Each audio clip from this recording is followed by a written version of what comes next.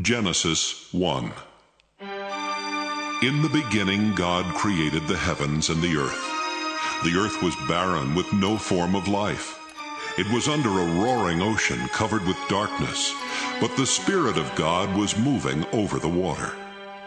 God said, "I command light to shine." And light started shining. God looked at the light and saw that it was good. He separated light from darkness and named the light day and the darkness night. Evening came and then morning. That was the first day. God said, "I command a dome to separate the water above it from the water below it." And that's what happened. God made the dome and named it sky. Evening came and then morning. That was the second day. God said, "I command the water under the sky to come together in one place, so there will be dry ground." And that's what happened. God named the dry ground land, and he named the water ocean. God looked at what he had done and saw that it was good. God said, "I command the earth to produce all kinds of plants, including fruit trees and grain." And that's what happened. The earth produced all kinds of vegetation. God looked at what he had done, and it was good. Evening came, and then morning. That was the third day. God said, "I command lights to appear in the sky and to separate day from night, and to show the time for seasons, special days, and years. I command them to shine on the earth." And that's what happened. God made two powerful lights, the brighter one to rule the day and the other to rule the night. He also made the stars. Then God put these lights in the sky to shine on the earth, to rule day and night, and to separate light from darkness. God looked at what he had done, and it was good. Evening came, and then morning. That was the fourth day. God said, "I command the ocean to be full of living creatures, and I command birds to fly above the earth." So God made the giant sea monsters and all the living creatures that swim in the ocean. He also made every kind of bird. God looked at what he had done, and it was good. Then he gave the living creatures his blessing. He told the ocean creatures to live everywhere in the ocean, and the birds to live everywhere on earth. Evening came, and then morning. That was the fifth day. God said, "I command the earth to give life to all kinds of tame animals, wild animals, and reptiles." And that's what happened. God made every one of them. Then he looked at what he had done, and it was good. God said, "Now we will make humans, and they will be like us. We will let them rule the fish, the birds, and all other living creatures." So God created humans to be like himself. He made men and women. God gave them his blessing and said, "Have a lot of children. Fill the earth with people, and bring it under your control. Rule over the fish in the ocean, the birds in the sky, and every animal on the earth. I have provided all kinds of fruit and grain for you to eat, and I have given the green plants as food for everything else that breathes. These will be food for animals, both wild and tame, and for birds." God looked at what he had done. All of it was very good. Evening came, and then morning. That was the sixth day. Genesis 2. So the heavens and the earth and everything else were created. By the seventh day God had finished his work, and so he rested. God blessed the seventh day and made it special, because on that day he rested from his work.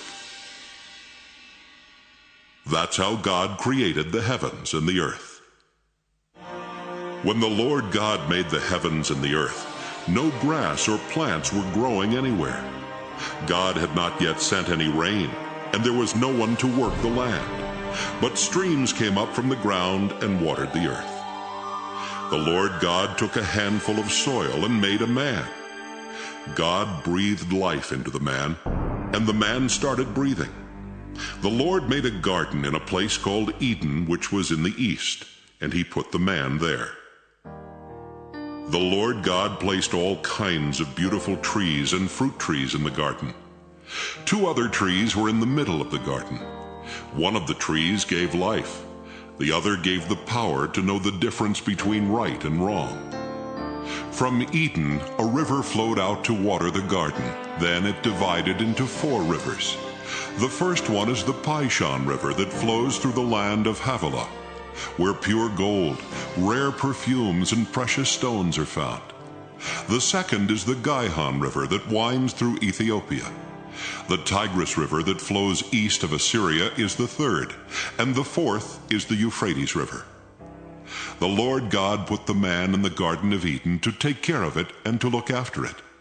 But the Lord told him, You may eat fruit from any tree in the garden, except the one that has the power to let you know the difference between right and wrong. If you eat any fruit from that tree, you will die before the day is over.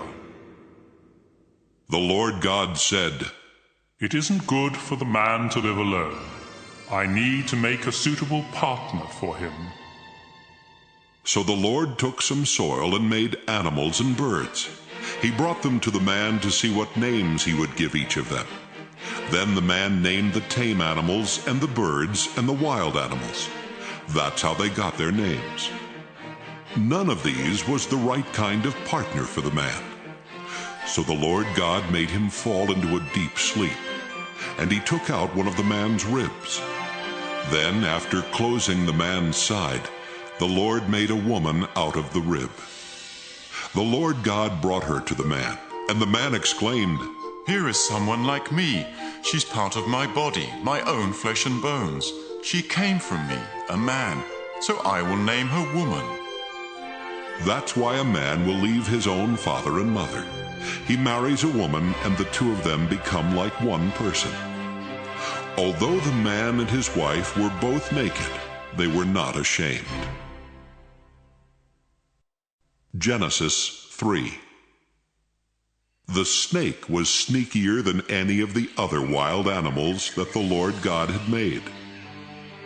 One day it came to the woman and asked, Did God tell you not to eat fruit from any tree in the garden? The woman answered, God said we could eat fruit from any tree in the garden, except the one in the middle. He told us not to eat fruit from that tree or even to touch it. If we do, we will die. No, you won't. the snake replied.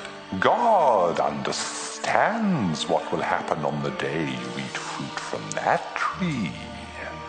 You will see what you have done, and you will know the difference between right and wrong, just as God does.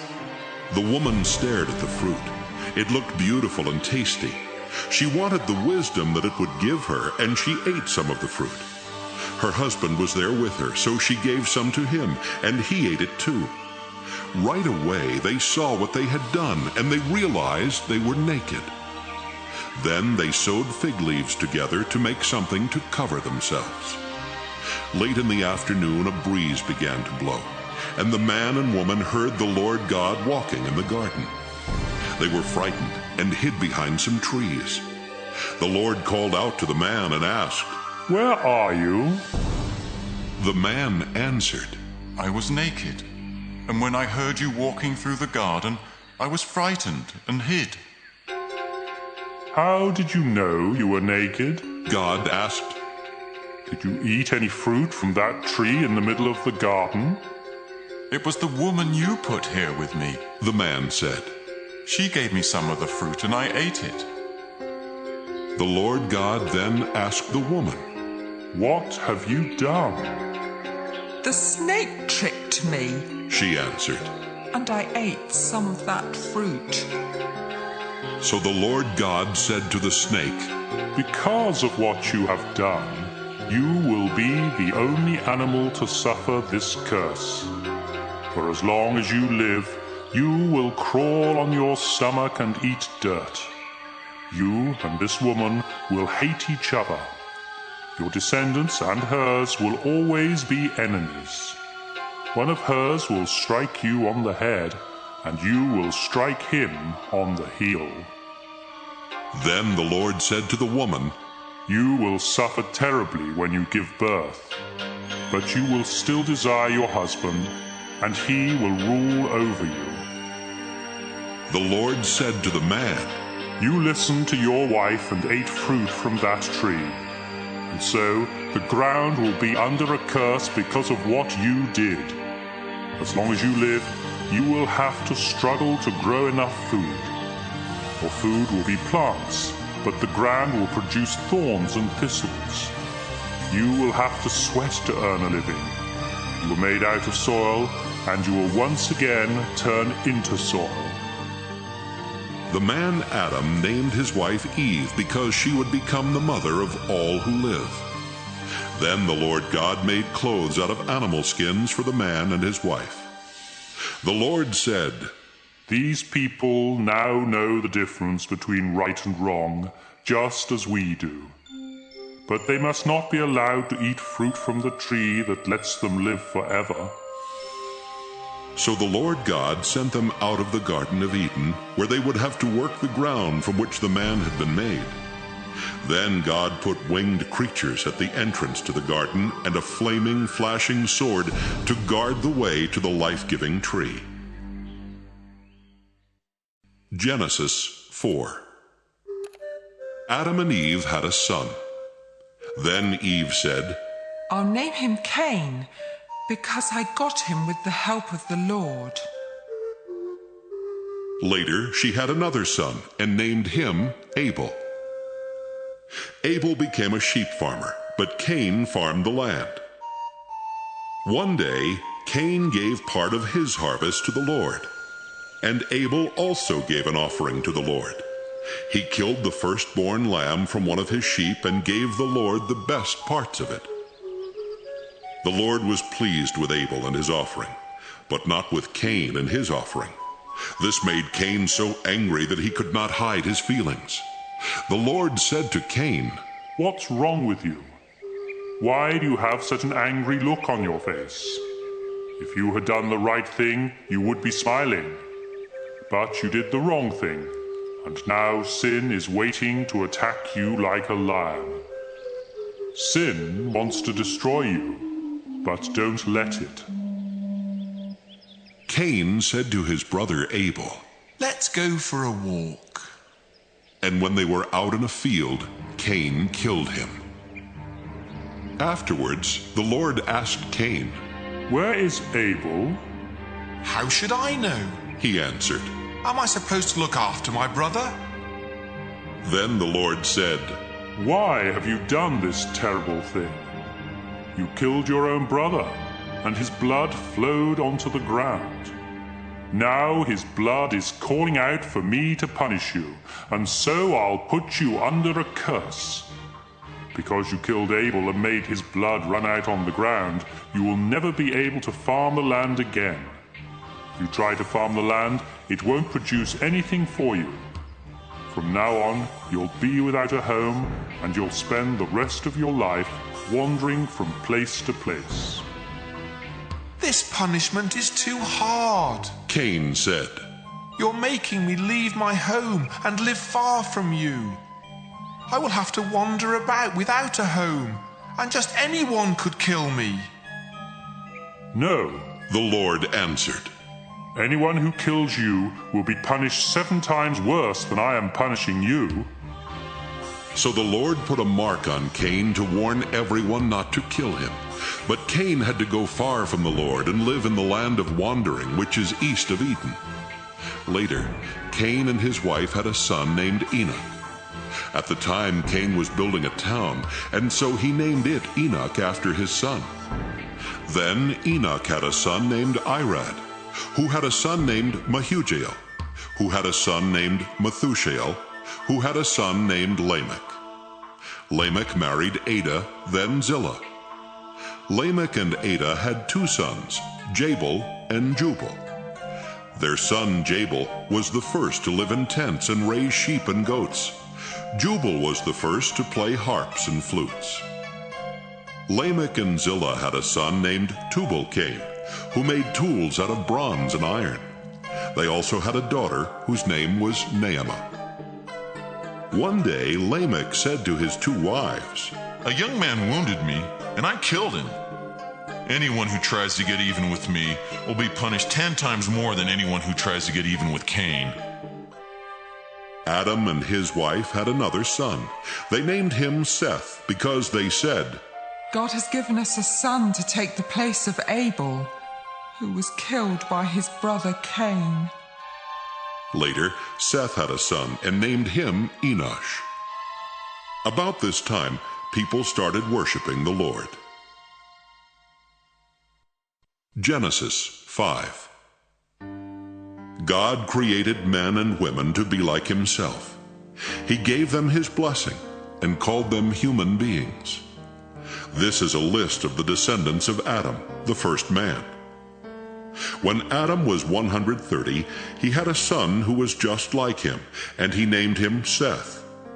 Adam had more children and died at the age of 930. When Seth was 105, he had a son named Enosh. Seth had more children and died at the age of 912. When Enosh was 90, he had a son named Kenan. Enosh had more children and died at the age of 905. When Kenan was 70, he had a son named Mahalalel. Kenan had more children and died at the age of 910. When Mahalalel was 65, he had a son named Jared. Mahalalel had more children and died at the age of 895. When Jared was 162, he had a son named Enoch. Jared had more children and died at the age of 962.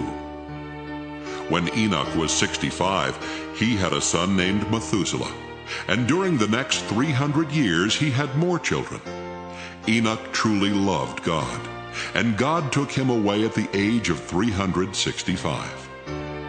When Methuselah was 187, he had a son named Lamech. Methuselah had more children, and died at the age of 969. When Lamech was 182, he had a son. Lamech said, I'll name him Noah, because he will give us comfort as we struggle hard to make a living on this land that the Lord has put under a curse. Lamech had more children and died at the age of 777. After Noah was 500 years old, he had 3 sons and named them Shem, Ham, and Japheth. Genesis 6. More and more people were born until finally they spread all over the earth. Some of their daughters were so beautiful that supernatural beings came down and married the ones they wanted. Then the Lord said, I won't let my life-giving breath remain in anyone forever. No one will live for more than 120 years. The children of the supernatural beings who had married these women became famous heroes and warriors. They were called Nephilim, and lived on the earth at that time and even later. The Lord saw how bad the people on earth were, and that everything they thought and planned was evil.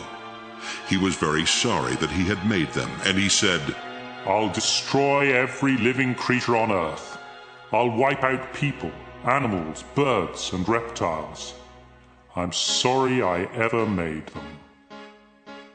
But the Lord was pleased with Noah, and this is the story about him. Noah was the only person who lived right and obeyed God. He had 3 sons, Shem, Ham, and Japheth. God knew that everyone was terribly cruel and violent, so he told Noah, Cruelty and violence have spread everywhere. Now I'm going to destroy the whole earth and all its people. Get some good lumber and build a boat. Put rooms in it and cover it with tar inside and out. Make it 450 feet long, 75 feet high, and 45 feet wide. Build a roof on the boat and leave a space of about 18 inches between the roof and the sides. Make the boat 3 stories high and put a door on one side. I'm going to send a flood that will destroy everything that breathes. Nothing will be left alive. But I solemnly promise that you, your wife, your sons, and your daughters-in-law will be kept safe in the boat. Bring into the boat with you a male and a female of every kind of animal and bird, as well as a male and a female of every reptile. I don't want them to be destroyed. Store up enough food both for yourself and for them. Noah did everything the Lord told him to do. Genesis 7. The Lord told Noah, Take your whole family with you into the boat, because you are the only one on this earth who pleases me. Take 7 pairs of every kind of animal that can be used for sacrifice, and 1 pair of all others. Also, take 7 pairs of every kind of bird with you. Do this so there will always be animals and birds on the earth. 7 days from now I will send rain that will last for 40 days and nights, and I will destroy all other living creatures I have made. Noah was 600 years old when he went into the boat to escape the flood, and he did everything the Lord had told him to do. His wife, his sons, and his daughters-in-law all went inside with him. He obeyed God and took a male and a female of each kind of animal and bird into the boat with him. 7 days later a flood began to cover the earth. Noah was 600 years old when the water under the earth started gushing out everywhere. The sky opened like windows and rain poured down for 40 days and nights. All this began on the 17th day of the 2nd month of the year. On that day, Noah and his wife went into the boat with their 3 sons, Shem, Ham, and Japheth, and their wives. They took along every kind of animal, tame and wild, including the birds. Noah took a male and a female of every living creature with him, just as God had told him to do. And when they were all in the boat, God closed the door. For 40 days the rain poured down without stopping, and the water became deeper and deeper, until the boat started floating high above the ground. Finally, the mighty flood was so deep that even the highest mountain peaks were almost 25 feet below the surface of the water. Not a bird, animal, reptile, or human was left alive anywhere on earth. The Lord destroyed everything that breathed. Nothing was left alive except Noah and the others in the boat. 150 days later, the water started going down. Genesis 8. God did not forget about Noah and the animals with him in the boat. So God made a wind blow, and the water started going down. God stopped up the places where the water had been gushing out from under the earth. He also closed up the sky, and the rain stopped. For 150 days, the water slowly went down.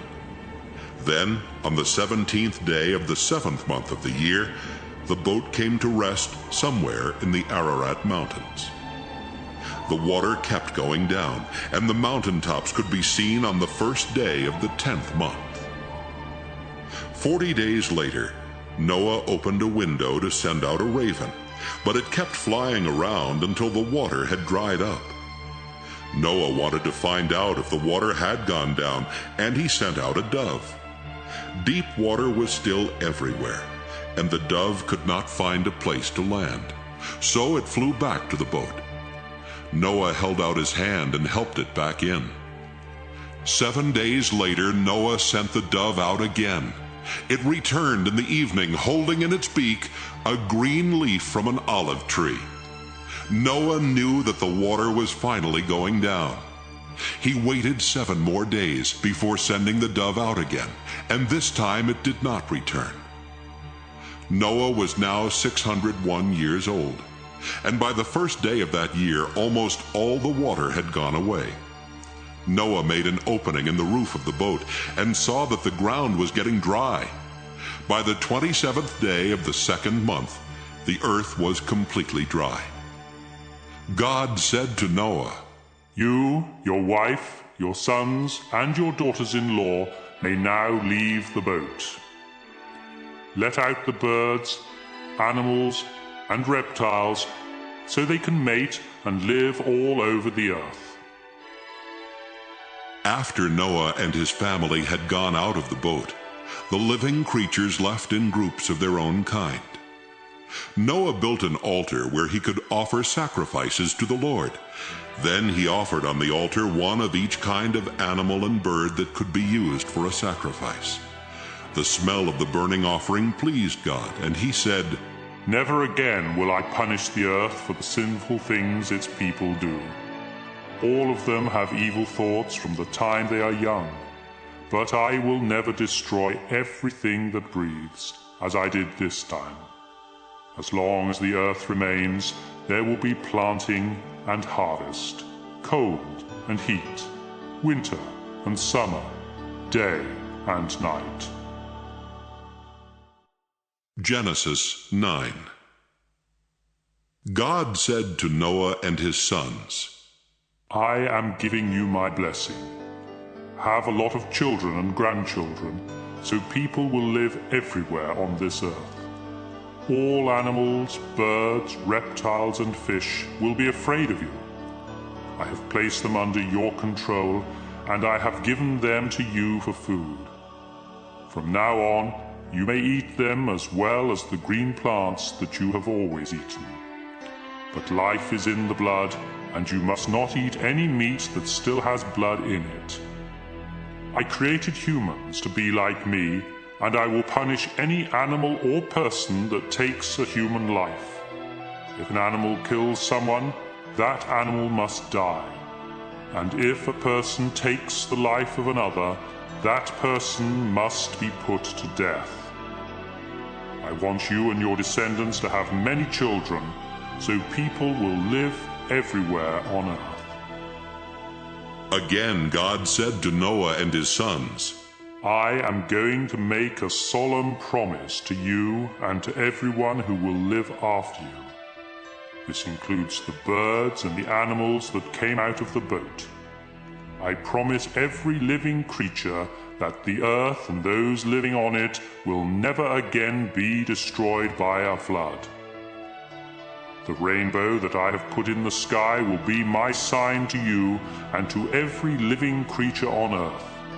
It will remind you that I will keep this promise forever. When I send clouds over the earth and a rainbow appears in the sky, I will remember my promise to you and to all other living creatures. Never again will I let floodwaters destroy all life. When I see the rainbow in the sky, I will always remember the promise that I have made to every living creature. The rainbow will be the sign of that solemn promise." Noah and his sons, Shem, Ham, and Japheth, came out of the boat. Ham later had a son named Canaan. All people on earth are descendants of Noah's 3 sons. Noah farmed the land and was the first to plant a vineyard. One day he got drunk and was lying naked in his tent. Ham entered the tent and saw him naked, then went back outside and told his brothers. Shem and Japheth put a robe over their shoulders and walked backward into the tent. Without looking at their father, they placed it over his body. When Noah woke up and learned what his youngest son Ham had done, he said, "I now put a curse on Canaan. He will be the lowest slave of his brothers. I ask the Lord my God to bless Shem and make Canaan his slave. I pray that the Lord will give Japheth more and more land, and let him take over the territory of Shem. May Canaan be his slave. Noah lived 350 years after the flood, and died at the age of 950.